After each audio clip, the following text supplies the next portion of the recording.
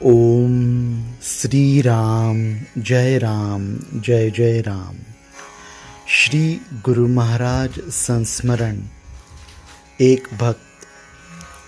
यह घटना जनवरी 2025 की है, जब मन में श्री जगन्नाथ जी के दर्शनों की तीव्र अभिलाषा जागी। घर में एक दो बार चर्चा भी हुई, परंतु कोई ठोस निर्णय नहीं हो पा रहा था। देखते ही देखते फरवरी का अंत आ गया और कार्यालयीन कार्यों का बोझ बढ़ने लगा, जिसे देखकर मैंने मन बनाया कि अब जून के बाद ही प्रस्थान करेंगे। परंतु नियति को कुछ और ही मंजूर था। श्रीमती जी शीघ्र चलने की जिद करने लगी। उस समय मैंने आर्थिक पक्ष का बहाना बनाते हुए उन्हें टाल दिया कि अभी इतने लोगों की फ्लाइट और होटल का खर्च एक निश्चित राशि XYZ वहन करना कठिन है, क्योंकि हम कुछ समय पूर्व ही अन्य तीर्थ यात्रा से लौटे थे। इसी बीच एक व्यापारिक भुगतान के सिलसिले में मुझे इंदौर जाना था। बैंक संबंधी कुछ तकनीकी कारणों से वह राशि वहां जमा नहीं हो सकी, तो मैंने वह धन अपने एक रिश्तेदार के पास रखवा दिया।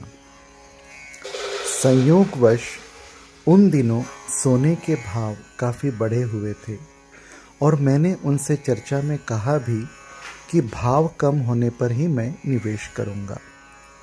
जब 15 दिन बाद मैं पुनः वहां गया तो उन्होंने मुझे नगद राशि के बजाय सोना थमा दिया।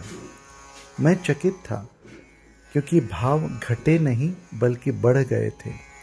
उन्होंने बिना पूछे बड़े अधिकार भाव से कहा कि उन्होंने अपने साथ साथ मेरे लिए भी निवेश कर दिया है।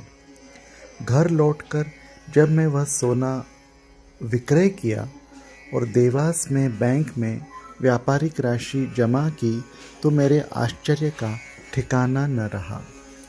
सब कुछ व्यवस्थित करने के बाद जो अतिरिक्त राशि बची, वह ठीक उतनी ही XYZ राशि थी जिसका जिक्र मैंने श्रीमती जी से जगन्नाथ यात्रा के खर्च के रूप में किया था।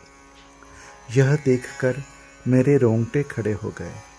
मैंने तत्काल श्री गुरु महाराज के चरणों में शीश नवाया और अपनी भूल की क्षमा मांगी। मुझे बोध हुआ कि श्री गुरु महाराज को मेरा पल पल का ध्यान है और भक्तों की हर ज़रूरत उनके संज्ञान में रहती है। मैंने तुरंत श्रीमती जी से कहा कि हम 1-2 दिन में ही प्रस्थान करेंगे। उनके मन में महंगी टिकटों को लेकर शंका थी, पर मेरा विश्वास अटल था। मैंने उनसे कहा, चिंता मत करो, हमारा बुलावा आया है। और वही हुआ। चेक करने पर 2 दिन बाद की टिकटें भी बेस रेट यानी कि प्रारंभिक मूल्य पर ही मिल गई। हम जगन्नाथ जी के दर्शन कर सकुशल लौटे। यह संस्मरण इस बात का प्रमाण है कि श्री गुरु महाराज की कृपा अपरंपार है।